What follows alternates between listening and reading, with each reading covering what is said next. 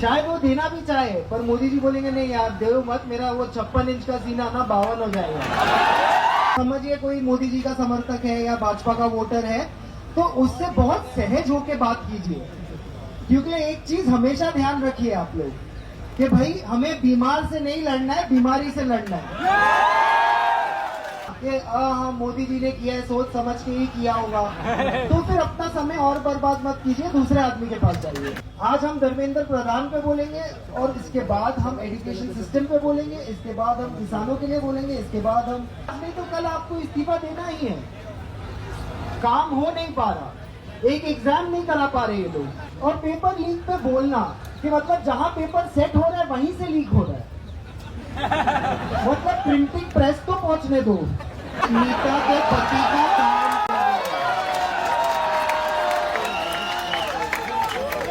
ये सरकार में कोई मोरालिटी नहीं है, कोई शर्म नहीं है।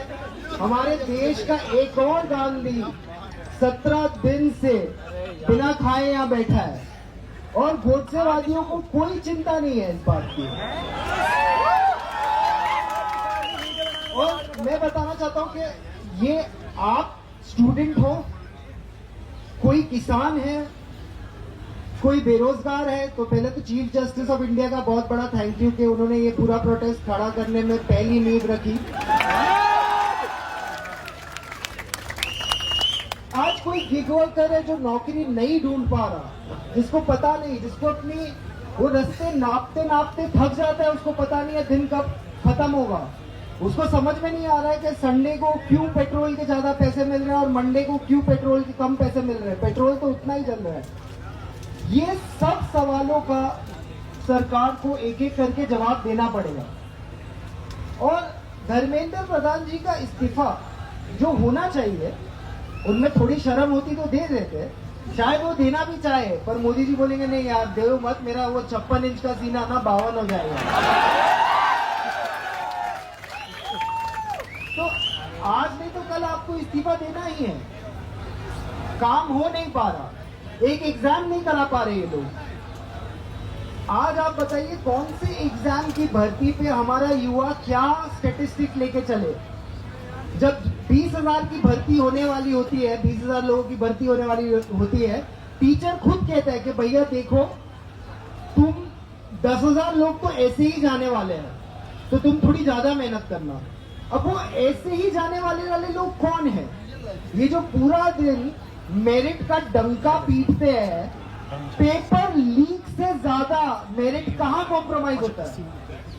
इससे ज्यादा मेरिट का कोई कॉम्प्रोमाइज होता है? और पेपर लीक पे बोलना कि मतलब जहां पेपर सेट हो रहा है वहीं से लीक हो रहा है।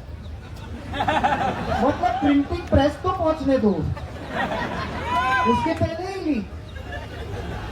कोई खरीद रहा है, कोई बेच रहा है, सब इसी धंधे में लगे हुए हैं। और आपको लगता है जो पेपर लीक से सिस्टम में घुसेगा वो किसकी मदद कर पाएगा?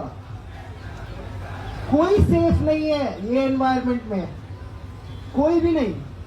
आप सोचिए जो तरह का कॉम्प्रोमाइज हो रहा है एंट्री लेवल पे, ये लोग सिस्टम में 40 साल रहने वाले हैं और इनका पहला स्टेप ही कॉम्प्रोमाइज है, तो ये कैसा देश बनाएंगे?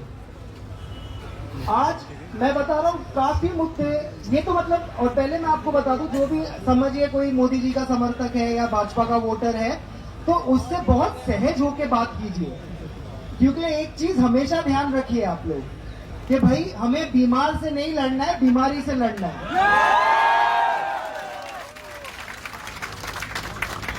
तो बस आप देखिए, उनसे बात कीजिए, उनको समझाइए।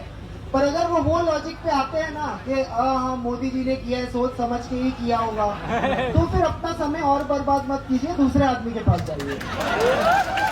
ये सिलेबस को साइड में करके आप 6 महीने का गैप देके फिर रिवीजन के लिए आ जाइएगा। पर मैं आज कहना चाहता हूँ कि ये देश सोनम वांगचुक जी के साथ खड़ा हो, ये देश अभिजीत दीपके के साथ खड़ा हो, ये देश वो स्टूडेंट्स के साथ खड़ा हो जिनके साथ खराब हुआ है, जिनके साथ पूरी तरह से अन्याय हुआ है। और आगे जाते हुए हम सब मुद्दों पे बोले, आज हम धर्मेंद्र प्रधान पे बोलेंगे और इसके बाद हम एजुकेशन सिस्टम पे बोलेंगे, इसके बाद हम किसानों के लिए बोलेंगे, इसके बाद हम बेरोजगारी पे बोलेंगे। हम हर मुद्दे पे बोल सके, उसके लिए स्पेस रहे। और स्पेस इसीलिए है क्योंकि मीडिया निकम्मा होकर कोई चीज पे बोल नहीं पा रहा। आज मीडिया में बड़ी बड़ी नौकरी करने वाले एक सवाल नहीं पूछ पा रहे सरकार से, एक नहीं, हमसे पूछे जा रहे हैं आप यहाँ क्यों आए? अरे हम क्या डांडिया की प्रैक्टिस करने आए हैं? पेपर लीक नहीं होता तो नहीं आते, पेपर लीक हुआ इसलिए आए। अच्छा आप आए हैं, दूसरे क्यों नहीं आए हैं? अरे भैया आप पहले डिसाइड करो आप क्यों आए हो। मीडिया का तो काम आप कर नहीं रहे हो तो आए क्यों हो? और जो मेरे YouTube के साथी है, आप भाई आप मीडिया के, आपको जो सवाल पूछना आप पूछिए, पर आप ये निकम्मे मीडिया वालों की लाइन पे क्यों सवाल पूछ रहे हो? आप स्वतंत्र हो, अपने सवाल पूछिए। आप इतनी दूर आए, आप वही सवाल पूछ रहे हैं जो मीडिया वाले पूछ रहे हैं।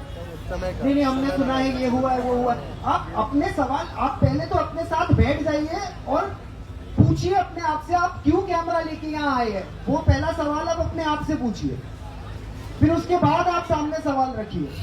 आपको खुद नहीं पता आप क्यों आए हो। जो मेन स्ट्रीम मीडिया वाले 2-2 करोड़ का पगार लेके एसी स्टूडियो में पूछ रहे हो, यहाँ आप धक्का खाते वही सवाल पूछ रहे हो और वो सवाल से किसी का फायदा नहीं होना क्योंकि वो सवाल का कोई जवाब ही नहीं है। तो मैं आखिर में इतना ही कहना चाहता हूँ कि जो माँ बाप अपने बच्चों को ये प्रोटेस्ट में नहीं आने दे रहे और जो माँ बाप डर रहे हैं कि अगर उनके बच्चे यहाँ आ जाएंगे तो उनके फ्यूचर का क्या होगा, अगर आप इतना डर रहे हो प्रेजेंट में तो फ्यूचर बचा ही कहाँ है।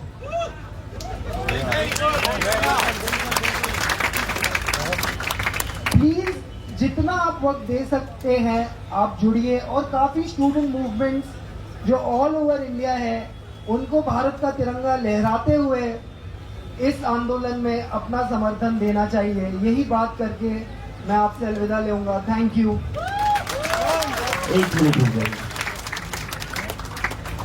पिछले 10 साल से मैं कॉलेज में हूँ या मेरा जस्ट हाई स्कूल खत्म हुआ होगा तब कुणाल भाई ने अपना पहला वीडियो डाला था और जब से उन्होंने अपना पहला वीडियो डाला है उनके खिलाफ एक नैरेटिव बनाया गया है कि ये एंटी नेशनल है।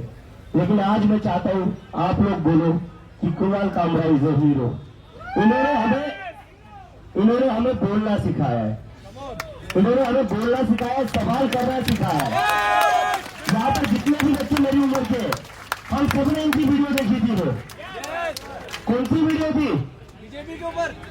मैं सीधा नहीं मैं सीधा अंबानी जी को वोट क्यों नहीं दे सकता? मोदी जी बीच में क्यों आ रहे हैं? वो सारी वीडियो देखकर हम लोग बड़े हुए थे। इन्होंने हमें बोलना सिखाया है। ये एंटी नेशनल नहीं है, हमारे हीरो है। तो कुणाल कामरा हमारे क्या है? Kunal Kamra is Kunal Kamra is